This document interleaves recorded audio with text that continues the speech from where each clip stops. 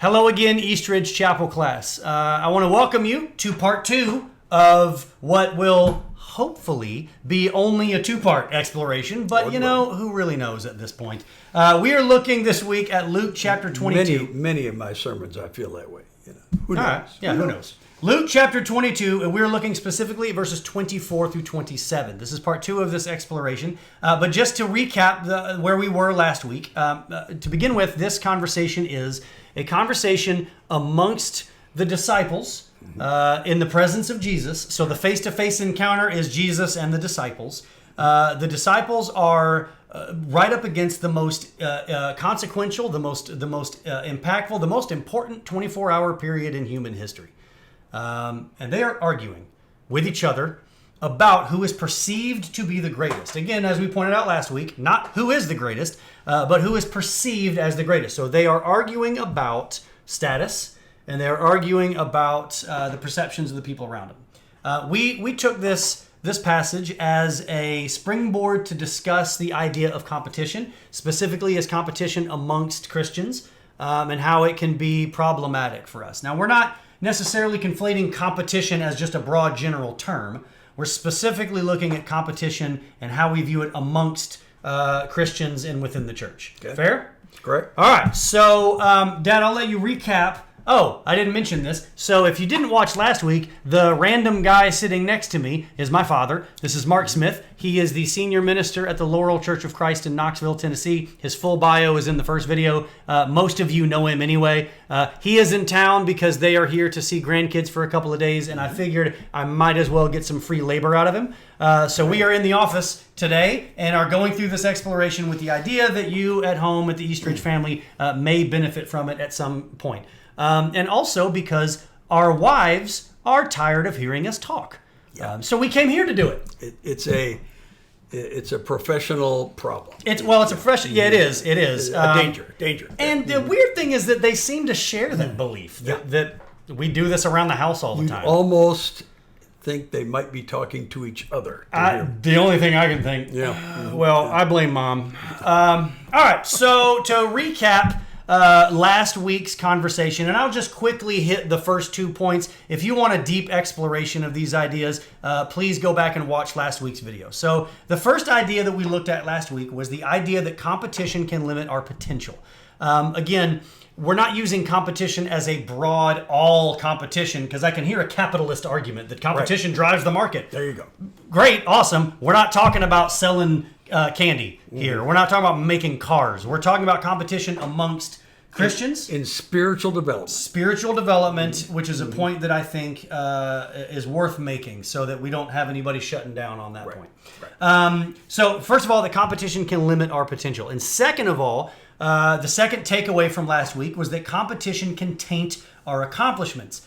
Competition, if we view the world through the lens of how do I compare to somebody else, especially in a spiritual capacity, it really paints in a negative light those things that we do well. Yeah. And simply as I can say it, and I tend to speak more therapeutically than anything else, if you're going to go through life without ever taking a victory lap every now and then, and without ever feeling like, okay, that was a good thing, I feel good about that. Yeah. If you're in for a very long, very unhappy life. Yeah.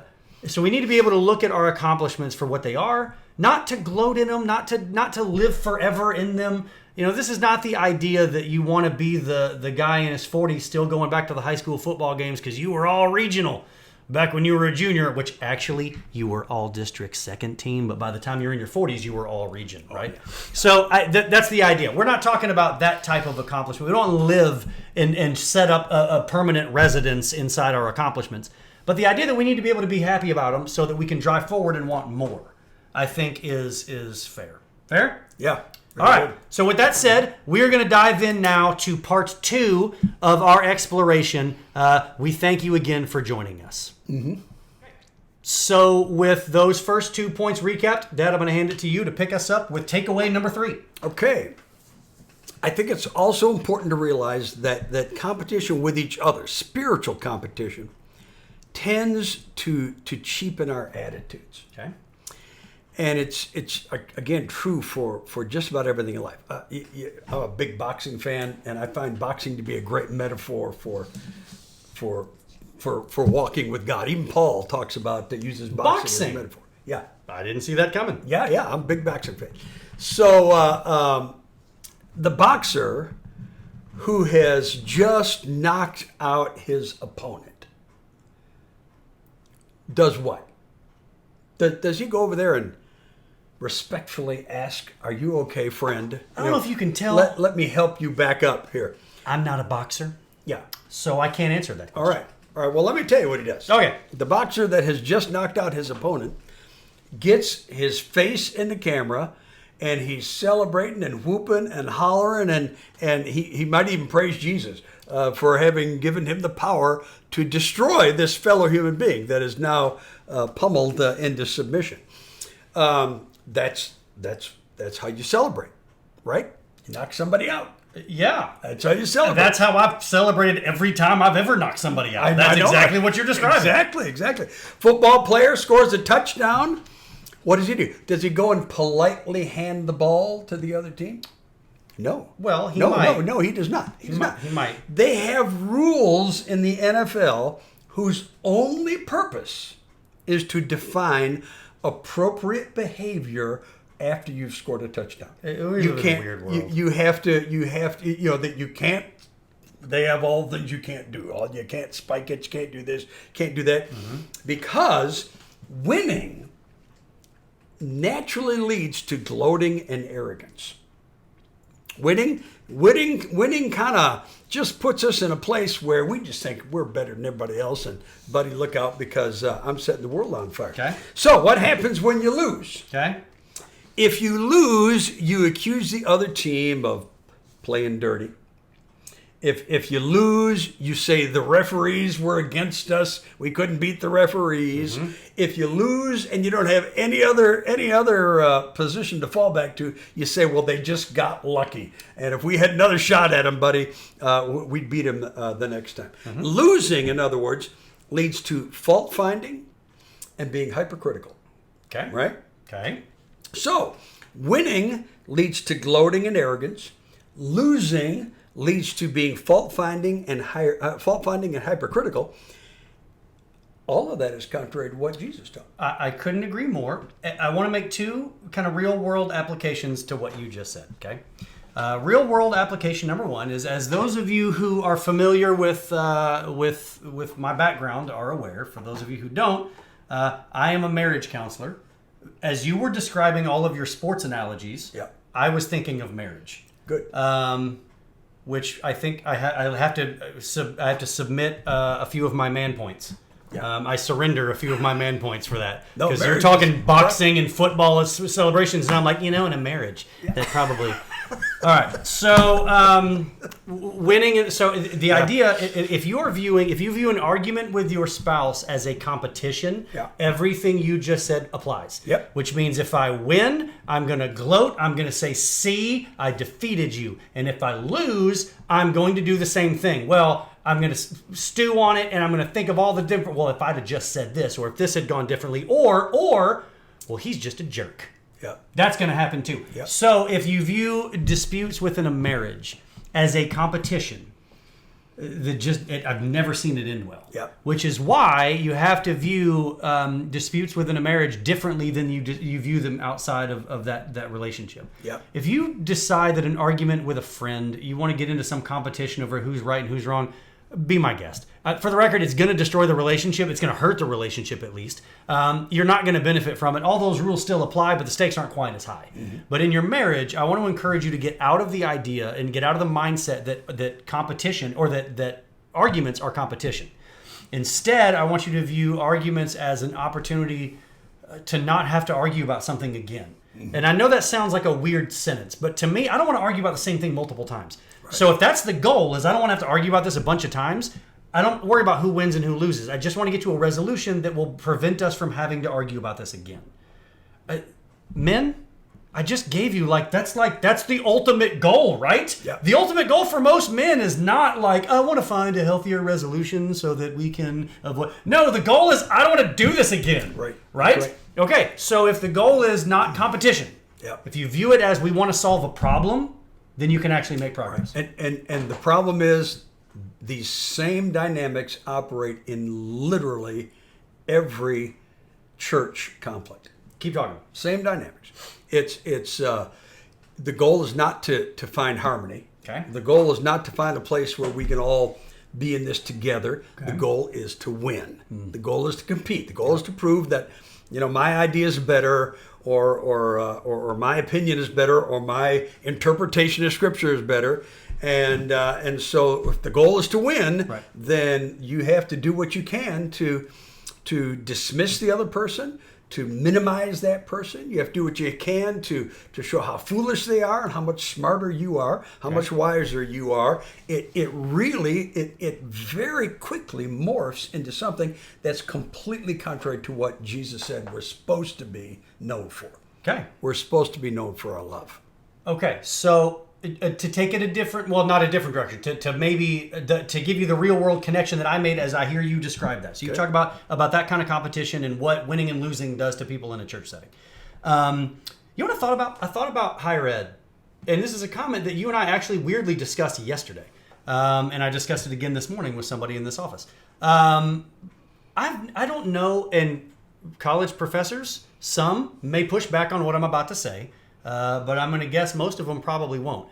I don't know that I've ever met a college professor who was genuinely happy for the accomplishments of another college professor. Yeah. Because everything is viewed through the world of, well, if you published this, I should have published it first. Or if you published 6 times, I want to publish 7 times. Yeah. There's this weird if you're asked to speak somewhere, well, you must have known somebody, or there must be some weird connection. We have a tendency, if we view other people going forward or moving beyond where we perceive us to be, we have a weird ability to do this. Yeah. So I noticed it in higher ed. I noticed it in ministry as well. I think that happens. I think ministers are not immune to that mentality. No. I think the church is not immune to that mentality. So I'm going to give you a phrase that I have given to the chapel class before, and you tell me if this applies to what you're saying.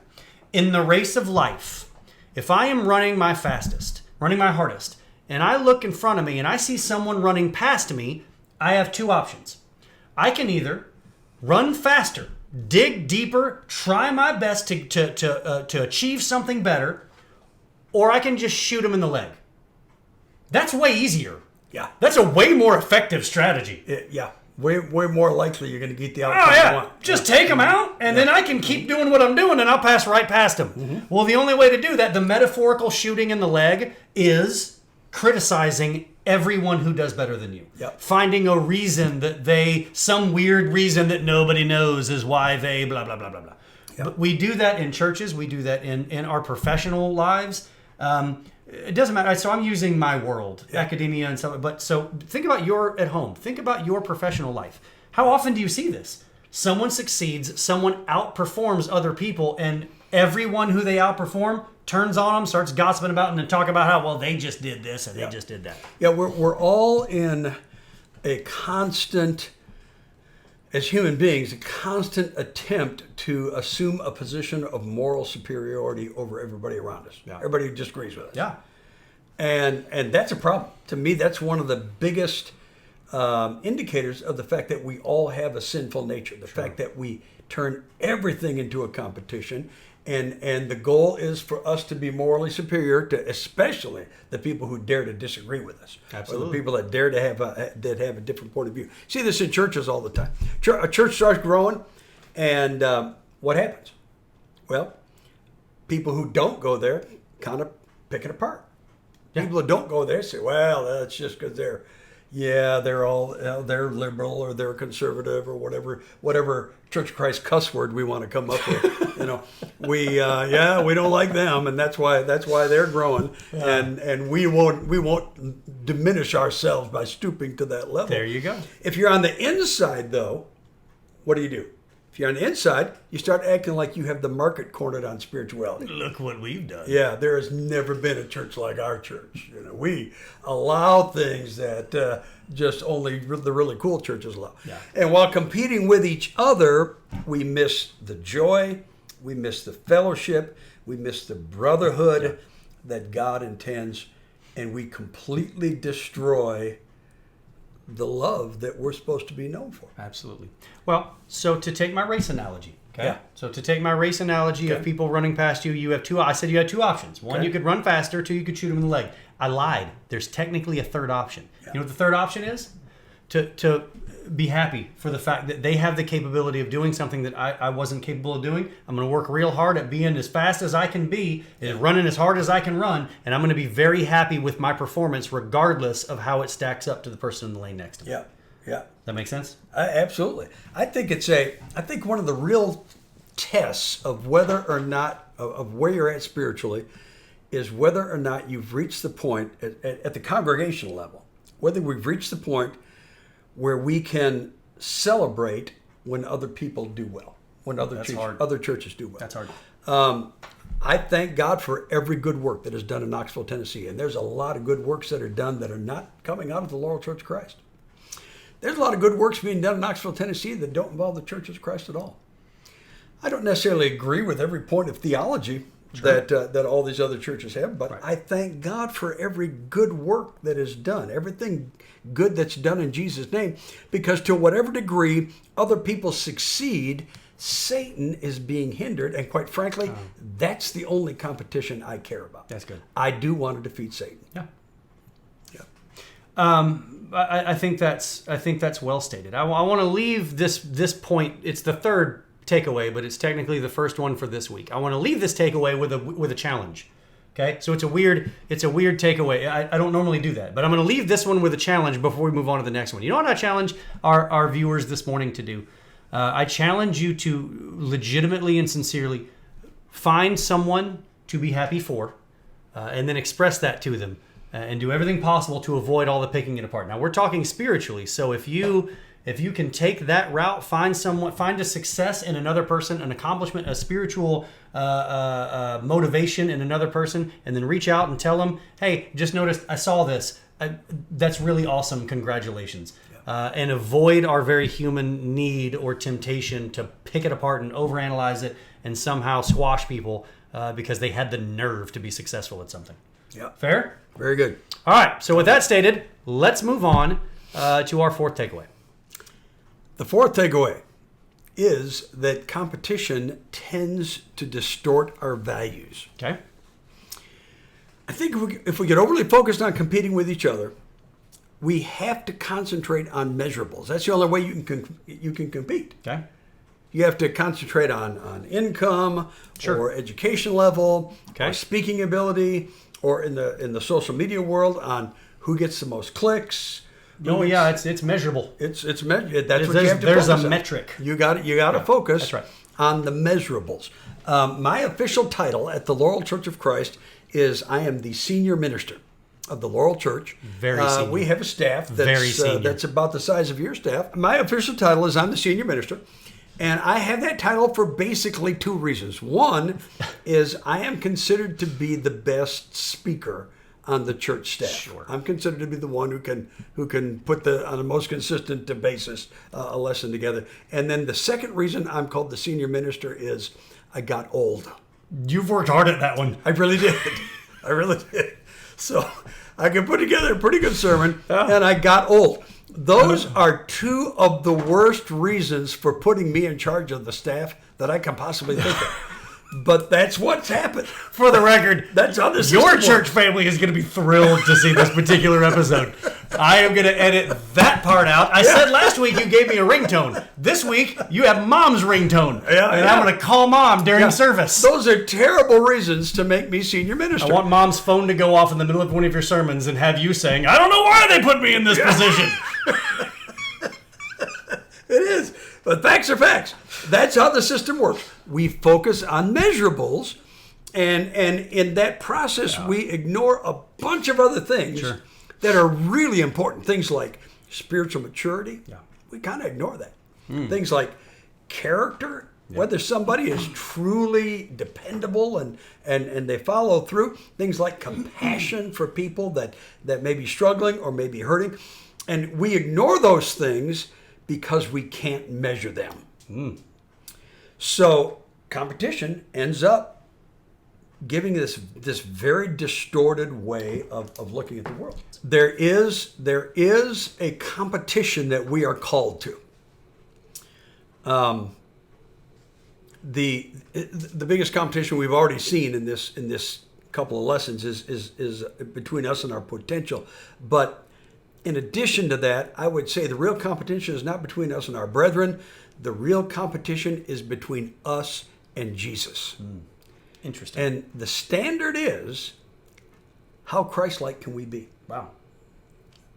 That nobody's going to bring up. But that's what Jesus says. Let me read it again from Luke chapter 22. Jesus is speaking directly to the disciples who are arguing with each other over which one of them is thought of as really being the most influential. Jesus is less than 24 hours away from the cross. He says the kings of the Gentiles exercise lordship over them, and those in authority over them are called benefactors. That's the way the world works. The world's all about who's in charge, who's going to be the one that has the authority. Jesus says, not so with you. We don't operate on that value system. We don't operate on the value system that in which it's a constant struggle to see who's going to be in charge and who's going to have the authority. Rather, Jesus says, let the greatest among you become as the youngest and the leader as the one who serves. I think what Jesus is saying is this. He's saying, I don't want you to compete with each other.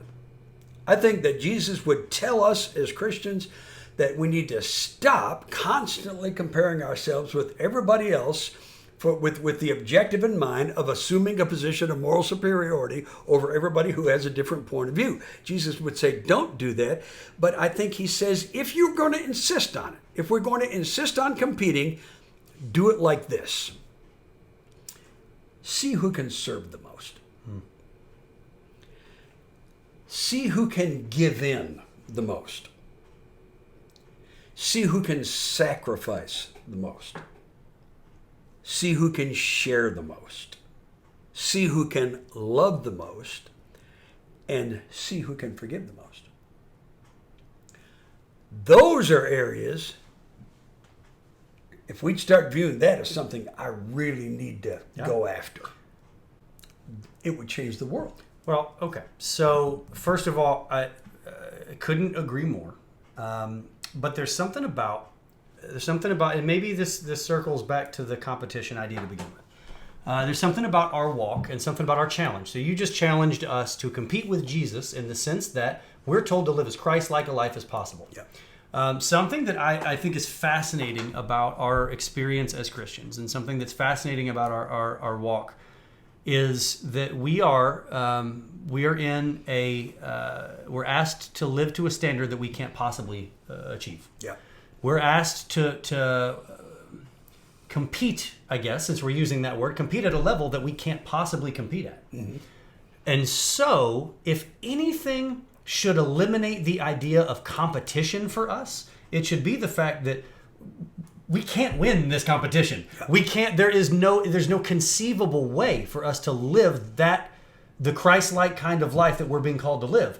We're not the ones who are supposed to win. Jesus is the one who won. So our job is now to just be as much like him as possible. Yep. So that eliminates the idea that we're supposed to be competing in a spiritual sense. Yep. Yep. To me, it all comes down to one word. If we're going to compete, it all boils down to one word. The antidote, if you will, to competition is serve. And if that would become our goal, if our goal was, how can I serve my brethren in the church that I'm attending? How can we then, as a corporate body, serve our community and really try to impact in a positive way? How can we serve our culture? I think if that were our mindset, that we'd find that man, we really do in Christ have some answers that the world doesn't have. And answers that, quite frankly, the world needs. There needs to be people who can model, not preach and teach, model what it means to be followers of Jesus. That's, in too many cases, where we lose it. Oh, yeah. No, it's me. So we've covered a lot of ground here in the last 2 weeks. It's funny, we did this with, 4 verses? It wasn't much. I just did an entire chapter. It took us 2 weeks to get through 4 verses. Yeah. As we have a tendency to do, Dad and I tend to start a topic and then we don't chase rabbits, because I feel like these are all offshoots of the same conversation. They don't chase rabbits unless we're actually chasing a much bigger rabbit, and then we occasionally chase side rabbits. Yeah. Side rabbits. 45 years of ministry, I am not known for my brevity. Fair. Well, you're not breaking ground to the people who know me either, so I wouldn't worry too much about that.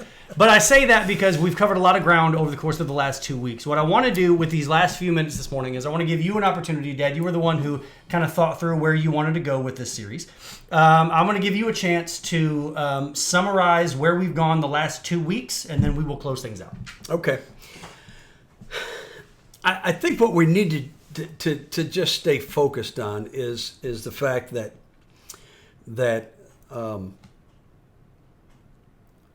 there are profound moments in life, and we may be in one right now. We may be in a moment right now where there are profound things taking place that we can take advantage of to advance the kingdom of God if we had the vision to see it. But for that to happen, we've got to get our eyes off of ourselves and off of each other and get focused on a lost and dying world that, from my point of view, has no hope apart from Jesus. So we've got to get that message out. And talking about it isn't going to get us much of anywhere. The world's been hearing us talk for thousands of years. What might get us somewhere is to model for the world the fact that our worldview simply brings us to a different place. We don't interact. We don't look at each other the way the world tends to look at each other. And we certainly don't spend all this time trying to look for reasons to separate ourselves from the people around us and trying to look for reasons to assume positions of moral superiority over other people. We want to remember that competition tends to limit our potential, and it should not be our focus. Competition taints our accomplishments. If we're spending all of our time comparing ourselves with everybody else, and every time something good happens in our lives, we'll tend to minimize it or diminish it. Competition also cheapens our attitudes. It makes us gloat and makes us have an unhealthy attitude when we think we've won, and have also an unhealthy attitude when we think we've lost, because we tend to get bitter and we tend to get angry and start looking for revenge. And the bottom line is that it simply distorts our values. I'm really convinced more than ever that the solution to all of our problems is that simple little question: what would Jesus do? To whatever extent we can learn to treat every person we encounter, not even treat them, just ask the question internally: how would Jesus handle this situation? Just asking that question to ourselves will change the way that we interact with, whether it's somebody in the grocery line who's being rude or being disrespectful, or a waitress or a waiter that's having a bad day. I mean, just ask, how would Jesus handle it? What would Jesus say? And it will change the way we interact with other people. Change it for the good. Mm-hmm. Change it in a way that reflects that maybe we do understand that we are part of a profound movement of God. Mm. And this may be one of the pivotal moments in which he works. Okay. As always, Eastridge Chapel class, I appreciate you connecting with us this way. I know that it's not ideal. I know that I would prefer for us to have this conversation on a Sunday morning in the chapel with everybody present, where we could engage and have a dialogue. But I appreciate you bearing with us as we work through how this is all going to look. My anticipation and my hope and prayer is that we will be able to do exactly what I just described again at some point in the very near future. Until then, I thank you for connecting with us this way. I ask that you please keep this church family in your prayers as we keep you in ours. As always, Eastridge family, I love you, I miss you, and I greatly anticipate seeing you again very, very soon. Thank you for having me too, and keep treating Ryan. You're really treating him nice. I appreciate it. You're supposed to just let it stain so I can fade out. This is why we can't ever do this. I can't help myself. You know, it's professional hazard. I gotta fade out at some point. I know how Mom feels.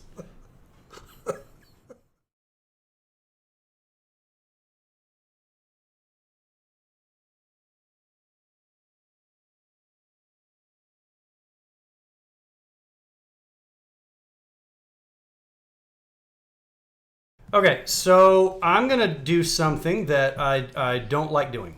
I am going to step a foot into the political waters, which is always fun. Oh, yeah. And for the record, I would like, as we do these videos, I would like to have one of those finger monitors that I've got for pulse, because when I'm working with people with anxiety, I want to have one of these finger monitors. I'd like to stick this on Ken when I say I'm about to step into the political waters. So you talked about measurables, right? You talked about how competition distorts our values because we have to identify certain measurables. From a cultural and political perspective, one of the things that I think has been a disservice to our country is because information is so abbreviated. And because messaging is so abbreviated, you know, we see now in the metrics as to what people engage with online. If you look at how long they read articles and stuff, what we basically find is people get their news not from specific outlets, but from headlines. Yeah. The headline matters. How many times have you seen a headline and then read the article and thought, that's not at all what this article says, right. But the headline is what's important because that's how... I'm a number off the top of my head. What, 60, 75% of the people are not going to bother with the article, but they're going to use that article as a reference point now because of what the headline said. Yeah. I say that because culturally speaking, one of the mistakes that I think we've made is we don't know how to campaign to people with nuance. Yeah. We don't know how to package nuance in a digestible way. Mm-hmm. We don't know how to package big ideas in a way that people will really engage in. So we break it down by measurables. Race, that's an easy one. We can identify that one. Yep. Social class, that's an easy one. We can identify that one. Yep. Part of the country, there's another one we can divide people on. There's which color is your state? That's one that we can use as a metric. And so instead of having red or blue, that's what you mean. That's what I meant. Yep. Yes, red or blue. I can sure. see where I could have stepped in something there. Yes, red or blue. For clarity, yes. Are you in a red state? Are you in a blue state? And it's been interesting to me to watch as we've unpacked some of the coronavirus stuff. Yeah. Half this conversation is not a dialogue about what's actually happening in our world. It's about red states versus blue states. Yeah. And who's doing better and who's doing worse so that we can figure out who's the dummy. Yeah. And it's amazing to me how we have a tendency in this culture to take very complex ideas, but because that doesn't post very well, I said this a couple of weeks ago, nuance doesn't make a good meme. Nope. Balance doesn't make a good meme. We need to have a long conversation, doesn't make a good meme, and it's not easy to digest in the point whatever seconds that your eyes are going to be on a Facebook post. Mm-hmm. So instead we divide us by the easiest, simplest, measurable metrics that we can find, and that has been to the detriment of our entire society. And I hate that that's the reality that we're living in, but I believe that it is the reality that we're living in. Yeah, we really are. It's kind of destroying us as a culture. Yeah, absolutely. Because the nature of media is to focus on the measurables, and then the nature of political competition. The simple measurables. Not just the measurables, the easiest ones. Right.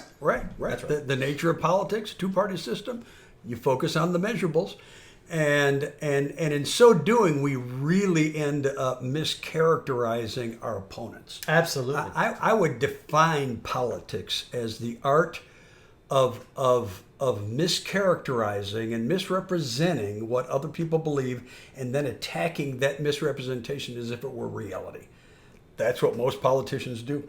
Absolutely. You misrepresent the other party, then you attack it as if it's real. Yeah. And so we're spending all of our time arguing about things that if we stop and think about it, are just not real. They're not true. Absolutely.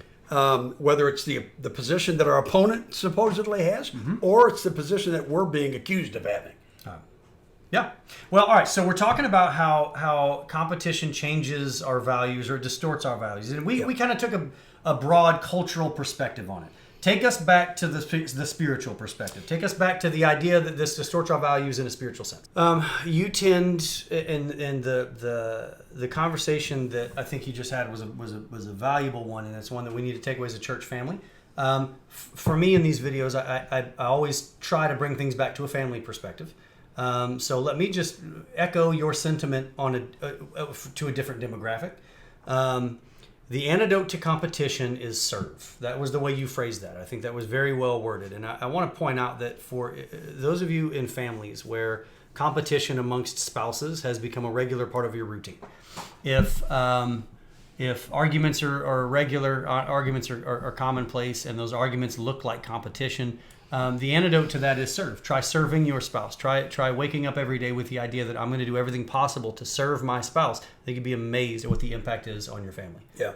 So that's kind of a micro level and a family level, but I always want to add those thoughts. Yeah. And specifically this is true, by the way, for husbands, and I don't mean to discount the impact and the role that wives play, but husbands, if you feel as though your relationship within your marriage has gotten to a place where competition or where this type of battle exists, you cannot understand or comprehend the magnitude of that mentality of the antidote to competition is to serve until you've done it in your own home. Yeah. There is a reason that we are called to the position in our homes that we're called to. Yeah. The family responds to us, and when you take that mentality, I think the possibilities are limitless. Yeah. I like to tell people, I use certain tag phrases a lot in my preaching and teaching. One of them is this: the goal every day should be to treat every person you encounter the same way Jesus would if he were in your shoes. So that has a huge impact. You go to the office, I'm going to deal with these people the way Jesus would if he were in my shoes. Can I do that like 80% of the time and then give me like 20 to be flexible with? That would just make my life a lot easier. Yeah, it would. All right. All right. And of course, that applies to our marriages and our families. Yeah. We treat our spouse the way Jesus would if he were in our shoes. Sure. We treat the protesters the way Jesus would if he were in our shoes. And I admit that's hard to figure out sometimes. Yeah. But that should still be the goal. People are frustrated. All of us can relate to that right now. Yeah. We're all frustrated. And the more we can model a Christ-like response to that frustration, sure, the more power we will have as churches, and the more we'll make a difference in the world. I appreciate you speaking boldly on that topic on a podcast that does not affect your professional status at all. Exactly. Why do you think I brought it up here? Exactly. All right. So let's do this. Let's recap where we went this week. We'll recap the entire 2-part series, and then we'll close it out.